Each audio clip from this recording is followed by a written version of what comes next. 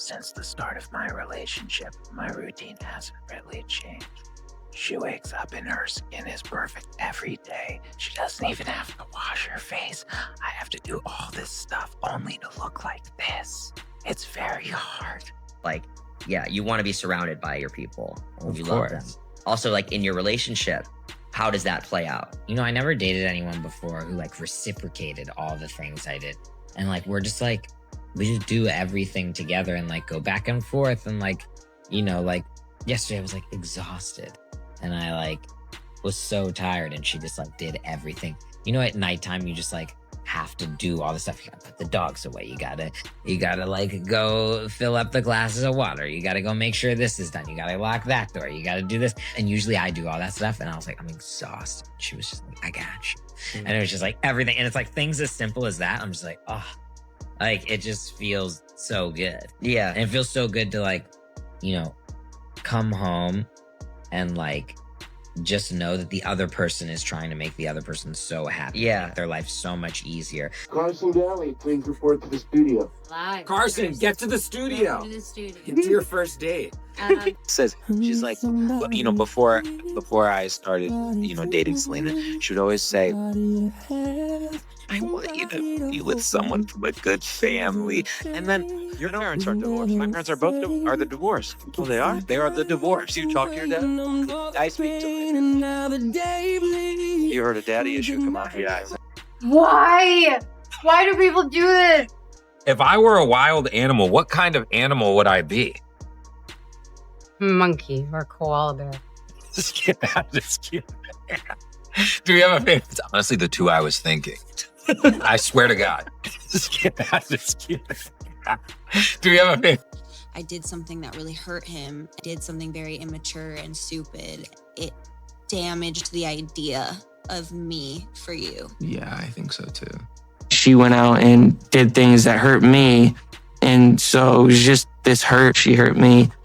And then before tour, we just really stopped talking. I was really upset.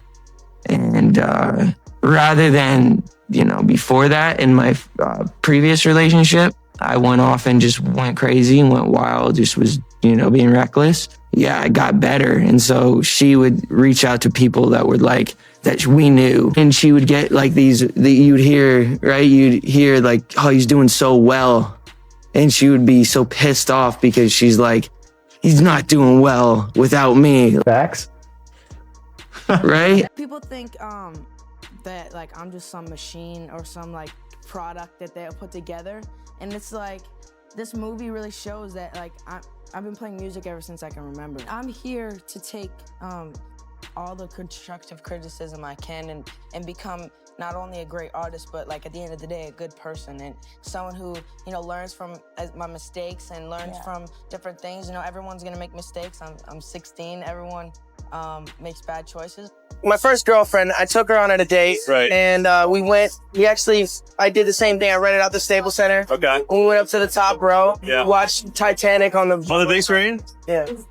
Dude, that's awesome. What's the biggest surprise you've ever had? A romantic dinner on a rooftop. Name 3 celebrity crushes. Beyonce, Rihanna, and Ellen. Get away from me. Sorry. Did the VMAs, it was fantastic. And it was a great performance. And then at the end, you got really emotional and you started crying. Said you're running out of time. Yeah, it was just so overwhelming for me, everything. Just the performance. Like, I just wasn't expecting them to support me in the way they did. And I made him cry. Well, then that makes 2 of us. Justin Bieber allegedly just crossed a line that a lot of people thought he'd left behind years ago. And if even half of what's being whispered online is true, this might be one of the most uncomfortable moments of his career in a long time. Because the rumors aren't just about shade or jealousy, they're about comments that many people see as disrespectful, unnecessary, and completely out of pocket. And the person caught in the middle of all this? Blanco, and once again, Selena Gomez. The internet didn't hesitate. Screenshots started circulating, fan pages went into meltdown mode, and suddenly people were asking the same question all at once. Why would Justin even go there? Especially now, especially when so much time has passed. But the deeper you look, the more complicated and revealing this situation becomes. Because this reaction didn't come out of nowhere. What made this rumor hit so hard wasn't just what Justin allegedly said, it was how believable it felt to people who've watched this story unfold for over a decade. The moment the claims surfaced, timelines filled up with reactions. Not shock at the possibility, but frustration that this narrative refuses to die. To a lot of fans, it felt like reopening a door that should have stayed closed. The reason is simple. Justin and Selena's past isn't just celebrity history, it's emotional history for millions of people who grew up watching it play out in real time. Every breakup, every reconciliation, every song lyric, every interview confession, that relationship became a cultural reference point. So when rumors suggest Justin might still be commenting on Selena's love life, people immediately assume there's more going on beneath the surface. And that's where the anger starts to build. Because this wasn't just about an offhand remark, it was about entitlement, about who thinks they still get a say. But to understand why this moment feels so explosive, you have to rewind. Not all the way back, but just far enough. Justin and Selena didn't just date. They cycled through each other's lives during some of their most formative years, while the entire world watched. Their relationship was intense, emotional, and messy in a way that felt painfully real. Both of them have admitted it took a serious toll. There were trust issues, timing issues, growing pains, and a lot of unresolved hurt. Eventually, it ended for good, or at least it was supposed to. Justin moved on publicly. Selena stepped back, focused on her health, her work, and herself. For a while, it finally felt like closure, like two people who loved each other deeply, but accepted that love wasn't enough. That's why Selena's relationship with Blanco landed so differently.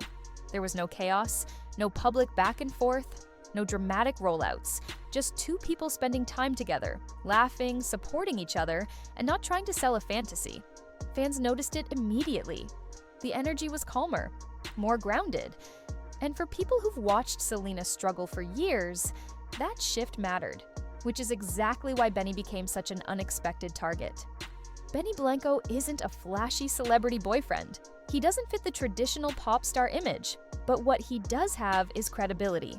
In the music industry, he's a heavyweight, he's produced massive hits, worked with some of the biggest names in the world, and yes, that includes Justin himself.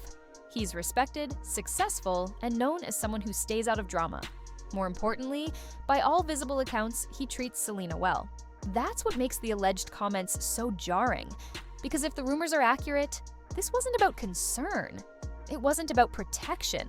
It was about dismissal, about implying that someone like Benny wasn't enough for someone like Selena. And that's where people say the line was crossed. According to what's been circulating, Justin allegedly used language that many found deeply inappropriate, with some claims suggesting he leaned into stereotypes and personal attacks rather than facts. Even without repeating specifics, the implication alone sparked backlash, not just because of who it targeted, but because of what it represented. Using someone's identity or perceived identity as a way to discredit them isn't edgy. It's tired. And coming from someone with Justin's influence, it carries weight whether intended or not. Fans were quick to point out that impact matters more than intent, especially when millions of people are watching how you move. But what really pushed this from messy to unacceptable for many was the timing. Selena and Benny didn't just start dating yesterday. So why now? Why would these alleged feelings bubble up at this specific moment? That's where speculation took over. Some believe Justin may have seen something recently. A post, a quote, a sign that Selena is genuinely settled. Others think it's about milestones, about seriousness, about the realization that this chapter is fully closed. Whatever the trigger was, if the rumors are true, it clearly struck a nerve. And that nerve doesn't just affect Selena or Benny. It puts a spotlight on someone else who didn't ask to be part of this conversation at all, Hailey Bieber. From the outside looking in, this situation is uncomfortable. Hailey has spent years being compared to a relationship she wasn't part of. She's been patient, loyal, and publicly supportive of her marriage. And yet, moments like this drag her right back into a narrative she can't escape. If your partner is allegedly commenting on their ex's new relationship, people are naturally going to ask questions. Not because they're hungry for drama, but because emotional boundaries matter, especially in relationships that played out as publicly and intensely as this one did. To many observers, this moment doesn't just feel messy. It feels like proof that some lines may still be blurred. And once that perception exists, it's almost impossible to erase. That perception alone is damaging, not just to Hailey, who has spent years being scrutinized and compared to a past she didn't create, but to the image Justin has worked so hard to rebuild. For a long time, his narrative has centered around growth, healing, and becoming a better version of himself. Moments like this, even when they're alleged, put cracks in that storyline. They make people wonder whether the change was internal or just something learned for the spotlight. There's also a power dynamic here that a lot of people simply can't ignore. Justin isn't just another ex with opinions, he's one of the most recognizable pop stars on the planet. His name alone carries influence. Even rumors tied to him travel faster, spread wider, and hit harder. Benny, on the other hand, doesn't command that same level of attention from the public. He doesn't have millions of fans dissecting his every move or jumping into comment sections to defend him. That imbalance changes everything. So when someone at Justin's level allegedly takes shots at someone with less public power, it stops feeling like a personal opinion and starts feeling like pressure. Like punching down instead of letting go.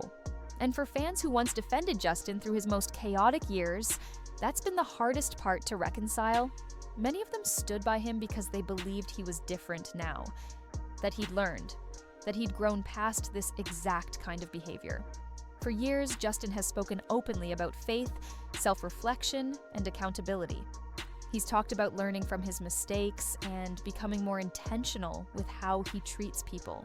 A lot of people believed that journey was real, not because they were naive, but because they wanted to believe in redemption.